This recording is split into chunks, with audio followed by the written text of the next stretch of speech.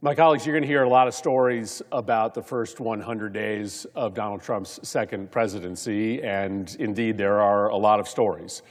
There's a story of incompetence. We are dealing with multiple measles outbreaks all across the country. There is a story of abdicating our responsibility to lead around the world. Vladimir Putin is laughing at us as Trump goes about the business of handing Ukraine to a brutal Kremlin dictator. There is a story of transferring wealth from the poor and the middle class through massive cuts to Medicaid to the very, very wealthy who are asking for another massive tax cut. But I would argue, Mr. President, that the most important story to tell is a story of corruption, a story of mind-blowing, massive, scalable corruption.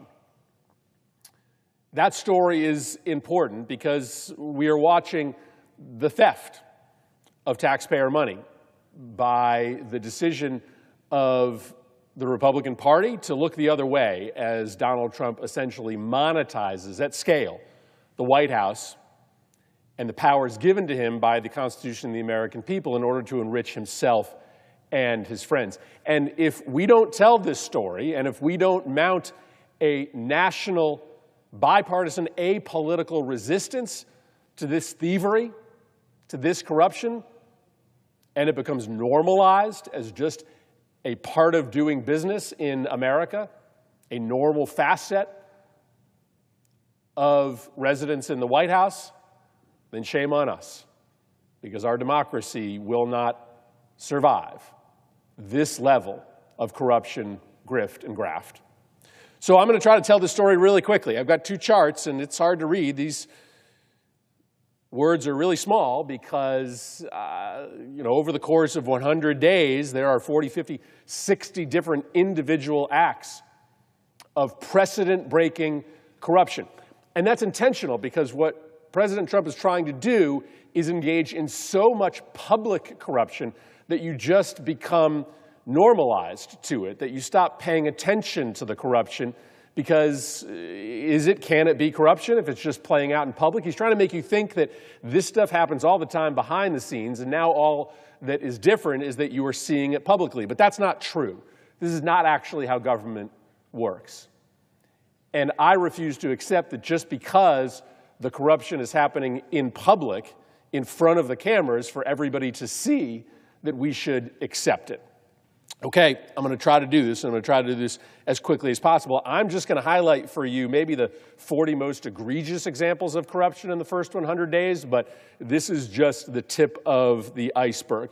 So on January 6th, this is before Trump is even sworn in, Amazon, which has a ton of business before the incoming Trump White House, pays $40 million to the Trump family to license a documentary in a series about Melania Trump. Just a cash payment from a company that has huge interests before the incoming White House to the Trump family.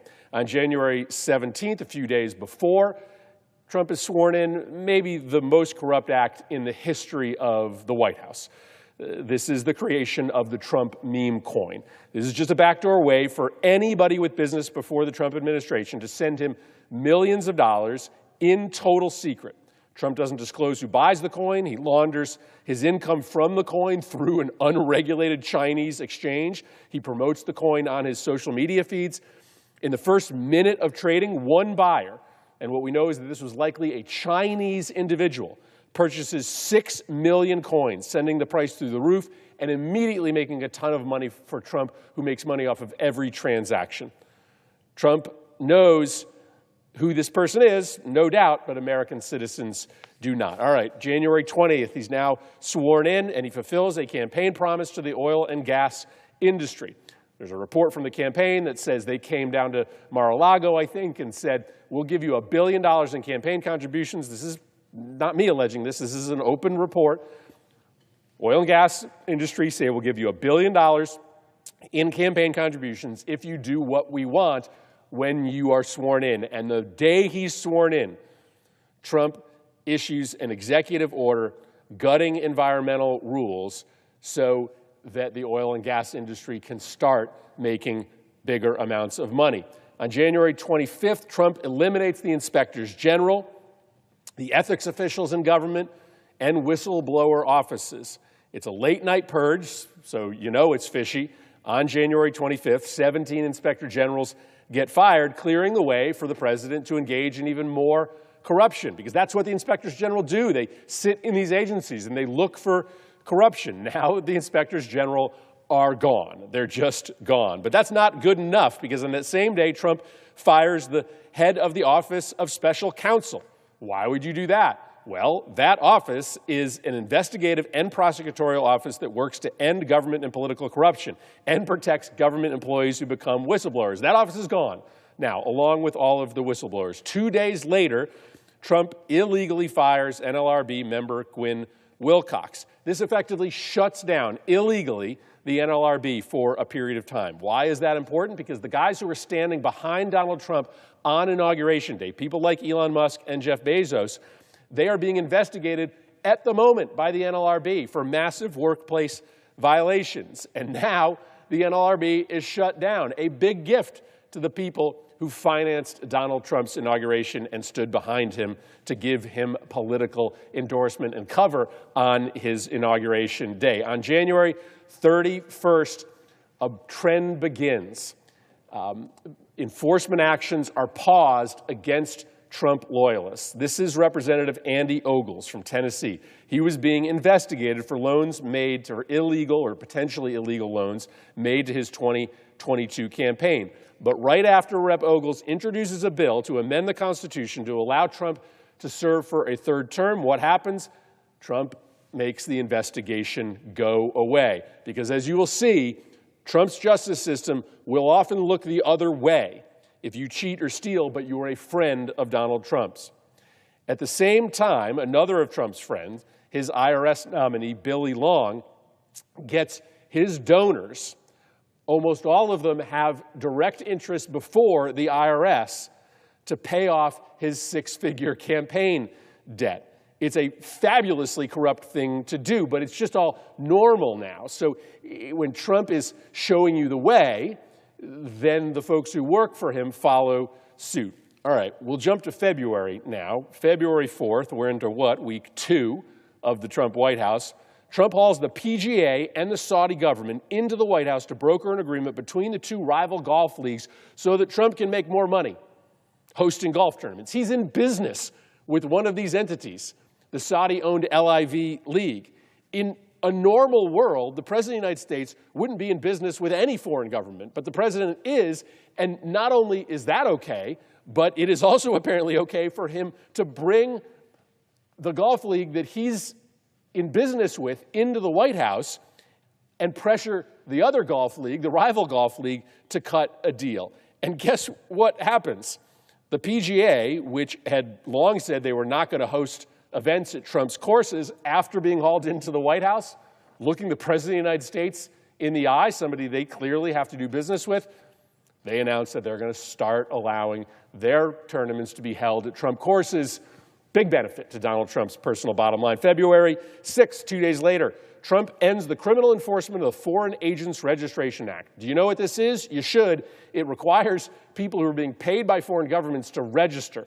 It's no longer going to be enforced. So now members of the Trump administration can get backdoor payments from foreign governments, and nobody is going to enforce the law. This isn't theoretical. There were people who got arrested for doing this exact same thing, getting paid by foreign governments while working for the Trump administration in term 1.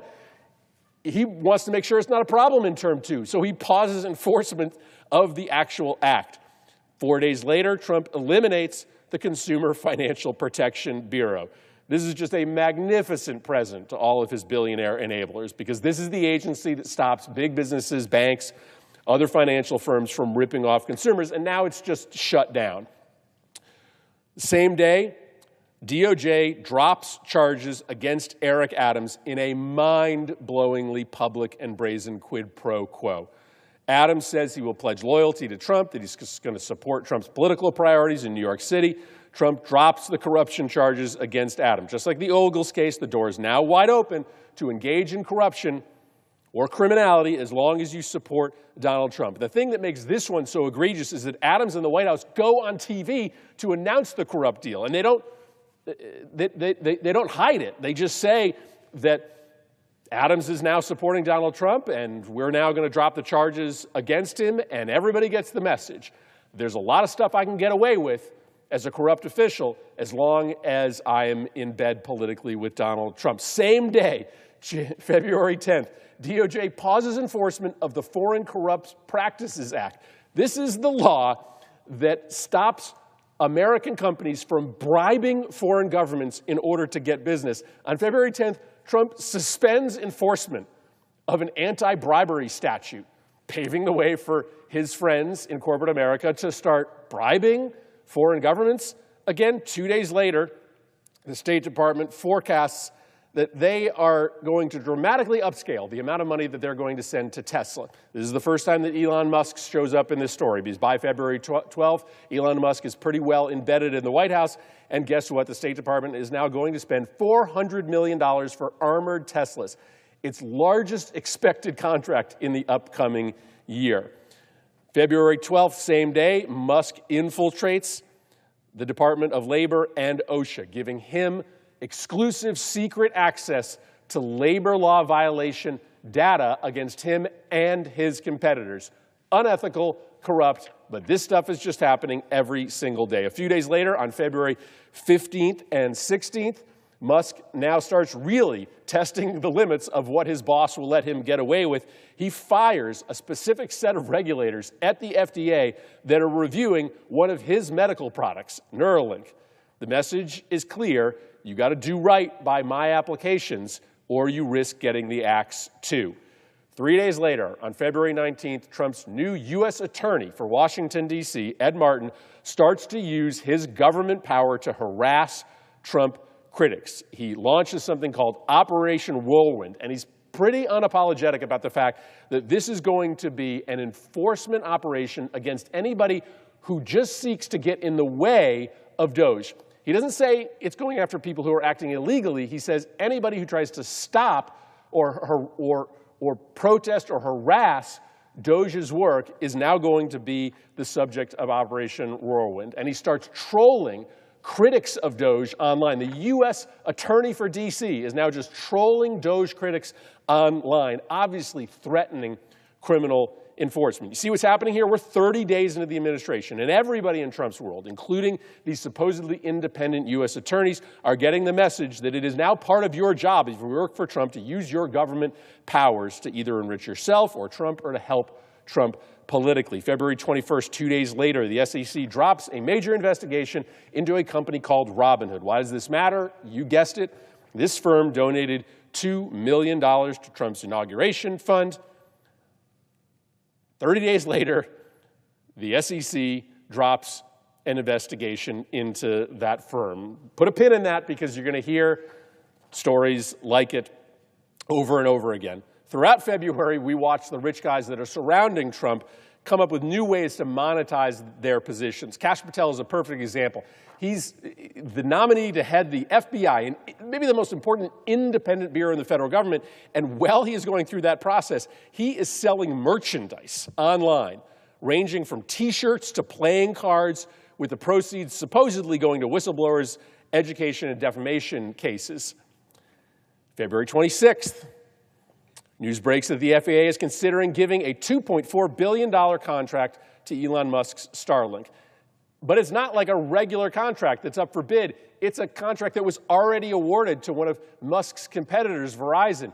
And word leaks that the White House is thinking of just ripping the contract away from Verizon, because Verizon is not a political supporter of Donald Trump in the way that Elon Musk is, and just giving it to Elon Musk. Now, that doesn't happen, as reported. The contract has not been canceled yet, but there are regular reports of the administration still relentlessly attacking Verizon in a clear attempt to try to undermine their contract. February 27th, the next day, Trump drops a lawsuit against Capital One. Why does this matter? Capital One donated $1 million to Trump's inauguration fund. It's now just kind of automatic. You donate a big amount of money to Trump's inauguration, and you can ask him for something. We're not done. That same day, the SEC drops a lawsuit against Coinbase.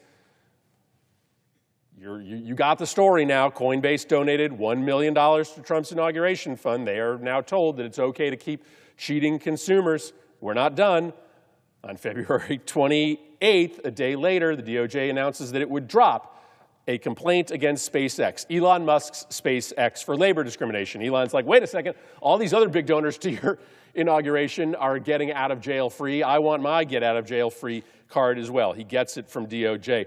We're now into March. March 1st. A report breaks. This is maybe second to Coinbase, the most stunning act of corruption. On March 1st, word breaks that Trump is selling meetings at Mar-a-Lago. On at least one occasion, Trump has charged guests $1 million to dine with him at Mar-a-Lago. According to the same report, business leaders can secure a one-on-one meeting with the President of the United States for a $5 million payment to Donald Trump. If you were mayor of a medium-sized town, and it was reported that you were selling meetings for like $200, you would be arrested. You would be run out of town. But not Donald Trump. He's selling meetings for $5 million, according to this report. And because of the corruption in this White House is daily and normal, he gets away with it. March 2nd, Trump launches the Crypto Reserve Fund. This is going to involve government taxpayer dollars purchasing and holding a variety of digital assets in a strategic reserve fund, a move that definitely inflates and protects Trump's investment portfolio, by now, you understand, very heavily dependent on crypto assets. Now, this normally wouldn't be a problem, because normally when somebody takes a high position like president or governor or mayor, they divest from their own personal assets or they put it all in a blind fund. Trump does none of that. He's controlling his own assets. His family is controlling their own assets while he makes policy that benefits himself and his family financially. On March 3rd, a really curious thing, DOJ intervenes in an obscure but open and shut 2020 Colorado elections case. This is the case of Tina Peters, who tampered with voting machines on Trump's behalf in Mesa County, Colorado. She was convicted by a jury of her peers, open and shut. But because Peters is a MAGA loyalist, now DOJ on March 3rd says it's going to step in and review the case because there are concerns about how it was prosecuted. This is just President Trump, again, clearly shielding those that violated the law to help him from consequences. Same thing, different day. No, not even a different day. This is actually still March 3rd. Yuga Labs, a blockchain company, donated $100,000 to Trump inauguration fund. They now get in line. They get what everybody else is getting. The SEC closes an ongoing investigation into the company. On March 4th, Doge lays off thousands of IRS employees. This is bad for a lot of reasons, but it certainly helps Trump's Mar-a-Lago friends because the IRS now cannot enforce the law against the big, giant tax cheats in the way that it could have when it had those personnel on the books. Mar-a-Lago is celebrating. March 4th, same day, word breaks that the Commerce Department is considering changes to this very specific rural broadband program and who's eligible. Why? Because Elon Musk wants to dominate that program. Under the program's original rules, Starlink was kind of capped at $4.1 billion. This curious change now will allow Elon Musk's company Starlink to receive between $10 billion and $20 billion from the rural broadband program. This is like a broken record, but 6 days later, the CFPB, which is basically shut down but exists in name only, it drops a lawsuit against the Bank of America and JP Morgan. Bank of America donated $500,000 to the inauguration. JP Morgan donated $1 million to the inauguration. On March 11th, a day later, Trump and Musk hold this now very well-known advertisement for Tesla on the White House lawn. This is just taxpayer dollars used to support the personnel at the White House and the White House being used to sell cars for Elon Musk. And the message, again, is pretty simple here. If you are loyal to me and you pay any kind of price for your loyalty to me, I will use government resources to help you, to get you out of trouble, even including free advertising. On March 19th, we're 8 days later, the GEO Group donated $500,000 to Trump's inauguration fund. This is a private prison company, and the NLRB drops its investigation into this company. I mean, it's really getting disgusting at this point. I mean, I don't know that there's anybody left that made a major donation to the inauguration fund that has not gotten their favor from Donald Trump. On March 24th, the Treasury Department guts something called the Corporate Transparency Act. This is the regulation that requires businesses to reveal their true owners to the government. These new rules now make it easier for billionaires to hide money, to avoid taxes, to engage in corruption. Less accountability for corporations. March 25th, a day later, the SEC reduces from $125 million to $50 million an existing fine. So this has already been litigated. This company, Ripple, it's a blockchain-based digital payment company. It's been fined, and Trump comes in and reduces the fine from $125 million to $50 million. You know the story by now. These guys made a big investment in the inauguration. Most of these companies that got to get out of jail free or have their investigations terminated were giving $500,000, $1 million. Ripple wanted to make sure they got it right. They made a $5 million donation to Trump's inaugural fund, and they got their fine reduced by $75 million. March 28th, Trump pardons the founder of Nikola Autos, one of his campaign mega donors. Again, this is a pardon for one of his major campaign contributors.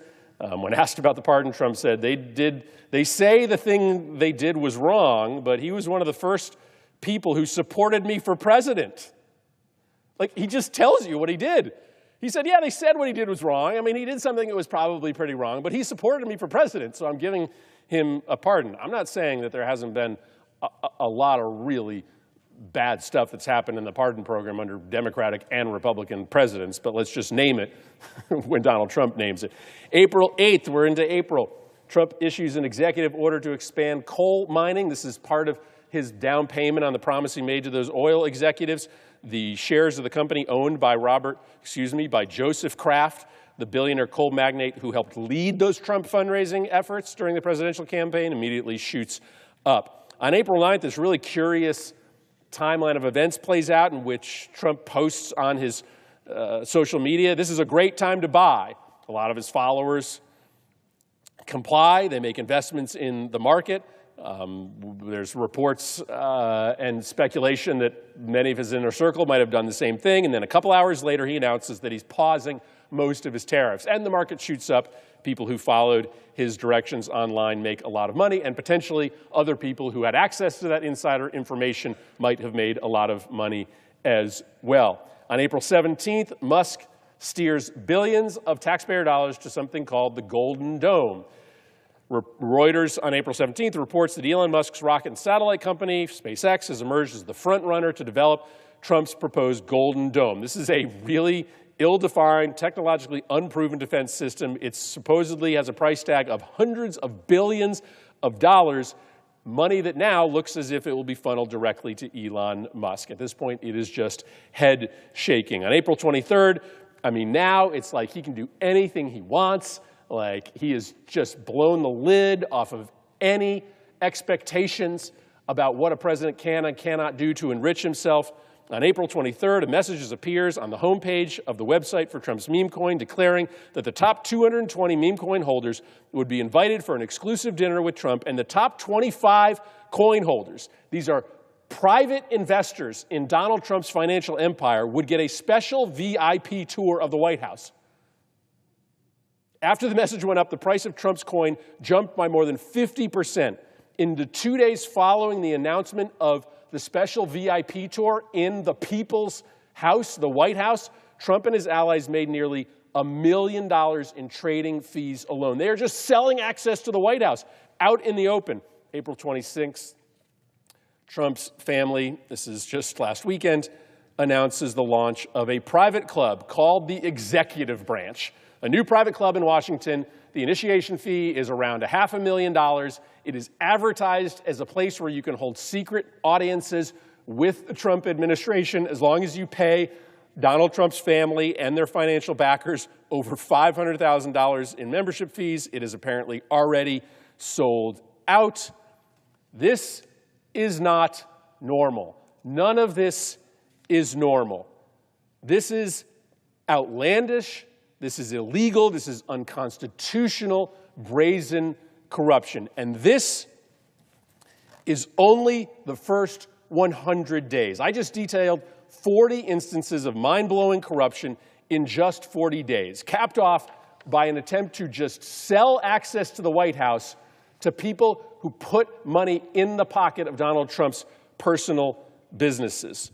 Donald Trump wants to numb this country into believing that this is just how government works, that he's owed this, that every president is owed this, that government has always been corrupt and he's just doing it out in the open. But this is not how government works. This has been the story of his first 100 days. But it's our choice as a nation to allow it to be the story of the rest of his term. We need to expose what he is doing. We need to rally everybody from the left to the right.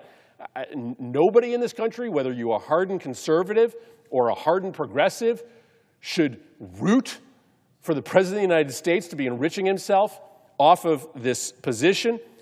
We need to rally this nation against this corruption and bring it to an end. Because if Donald Trump gets what he wants, and we just start allowing our government's leaders to openly steal from us during the first 100 days or for the rest of his term, then I am telling you, American democracy is not going to survive. I yield the floor.